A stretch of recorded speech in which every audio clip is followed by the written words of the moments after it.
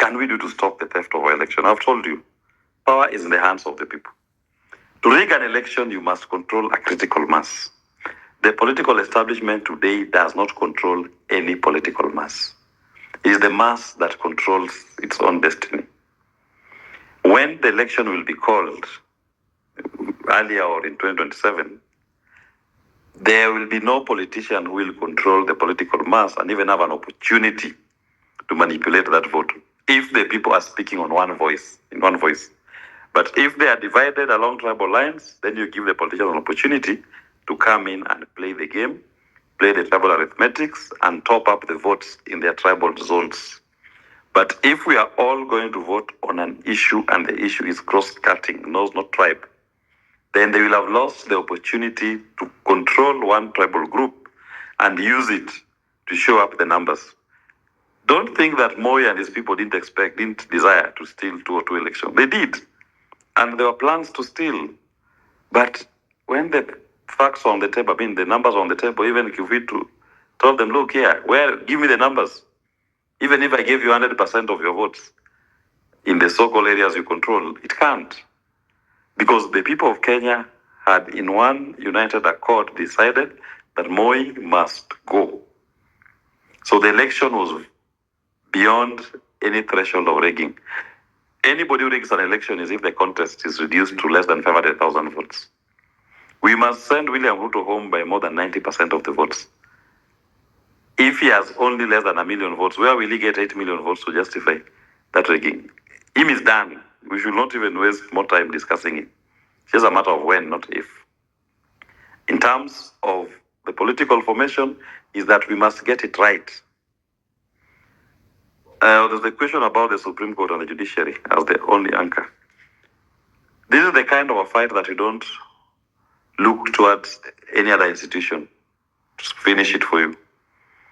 If the power is in the hands of the people and the people are demanding, let institutions and leaders follow the people. To an extent that the outcome of that election is that no one will even file or even have the courage to file a petition to challenge the outcome. It will be an overwhelming mandate that even if you went to Supreme Court, they laugh at you out of court. They will not dare overturn the will of the people if the numbers are expressed in such a huge and fervent manner that they will not do anything but to uphold the wish of the people. Are our votes safe? And I tie it with the chest thumping. I was talking to someone who told me he's an expert in psychiatry. And he told me that understand what is happening to William Ruto. He's feeling the pressure. He's responding to the pressure of the people. The chest thumping by the Sudis, the Kimani Chungwas, the Farah Malims. Don't pay too much attention to the talk by Oscar Sudis and Ichungwa. Those are just people working to boost the ego of a leader who is feeling unloved, who is unwanted internationally and locally. People are demanding for services and there's no money in the coffers. They're empty. Debt is choking his administration. So don't pay too much attention on him. He has his own demons fighting him. And they are slowly, day by day, making his exit inevitable. So I will not pay too much attention to chest thumping. Even when Raila was the candidate for Azimio, you remember the likes of Sabina Chege saying how tutafanya ile kitu yetu. They didn't. You Kenyans defeated a regime. Nobody expected that the outcome of the elections will be what it was. It was an obvious, almost a foregone conclusion that Uhuru will rig the election in favor of Raila. He didn't. The opposite happened. Even if it is Ruto who rigged, I don't know, but the opposite happened. So also with this one, the opposite will happen when the elections are called. Don't fear him. For as long as the people remain and focused, eyes on the ball, that he must go and the new administration should be one that feeds to the needs of the people. Elections must be held. The long stop date is 27th of August. Ruto has no power to postpone elections in this country. Even parliament cannot postpone elections in this country. If you want to postpone elections and delay that election date, you must go back to the people of Kenya in a referendum and have the people amend the constitution to change that date. If for nothing, on the 27th of August 2027, the long stop date, Ruto ceases to be president, with or without elections. That is another conversation that we can have. But he cannot say that since we don't have elections, I'm still the president. His mandate ends on the 27th of August, 2027. What are the legal consequences of not following the constitution? That is where we are today. The people claim their sovereignty because they gave you the constitution as the platform and the basic document that you should use to govern. If the administration is operating outside that constitution, then that basic governance document is disregarded, and the people are right and well in order to claim sovereignty back into their own hands and exercise their sovereignty directly. So the regime that is in power today is a regime that the people have said, you are ignoring the constitution. We have reclaimed our sovereignty. Hence, the lack of settlement. You are not seeing any sense of order. You are not seeing any sense of leadership in this country because the people are holding their sovereignty. All that they are doing is they occupy space and they have instruments of violence that they are using to fight back. It will not give them regime legitimacy because the people already said, you undermined our constitution, we are now going to operate in our own space.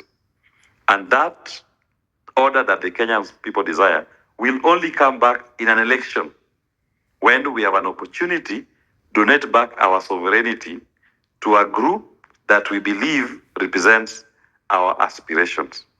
My final point is this. In my view, I ask that we consider anybody who offers himself to be a leader. Because the vacuum that is coming with William Ruto's departure, there is consensus across the country that people are not going to vote for William Ruto. It presents an opportunity for all manner of people to offer themselves as substitutes. If we do not get a leadership that understands what the problem is and has the courage to uproot this entire political system and the structures that support it, we will be back on the space on the second month of that administration, saying how that administration is going back on the commitment. So the interrogation, and I like that invitation by one of the speakers, that we need to invite anybody who offers himself to be a leader to be interrogated and asked the questions. And one fundamental question that I desire people to ask is, why do you want to lead us? What is in it for you? As a person, your individual, your self-interest in this position you are seeking. We must all be frank to say why you want to be. Fine, there's the component of what you're going to do in your manifesto. But we need to understand what is your self-interest in it. What is it about you? When Matiang'i, for example, comes and says, I want to be the president, beyond just having been a CS interior and you have your questions will be asked about your term, what is the self-interest that you want to achieve in that position? If that question is not asked and answered, then you will end up having Rutoism without Ruto. Because that person will still be captured by the same system. The people who want to be elected, are they able to go and overhaul the entire treasury? And I disagree with my brother Omtata when he says split treasury from the budget making process. It's the same. You can split the institutions, but the structures, the culture is the same. You can have different departments handling different issues, but it will be the same. You need to overhaul the entire system. Remove it. It's about uprooting it. These are revolution. This is liberation. You are not going to liberate yourself using the same structures if they still remain as they were before. Even the Supreme Court, that's a political court. You cannot subjugate your sovereignty to 7 people that, fine, we voted, it's been rigged, we pray the Supreme Court will uphold our will. In a revolution, no. When it is a liberation, it should be such that even the Supreme Court will follow you, not you following the Supreme Court. And the Supreme Court judges, justices, they're also human. They don't go to heaven in the evening. They live here. This movement should be such that even the justice of the Supreme Court will be on the streets demonstrating for you, with you, and demanding accountability, demanding for good governance, demanding for economic liberation, following the people, not that we've done our part, we leave it to you.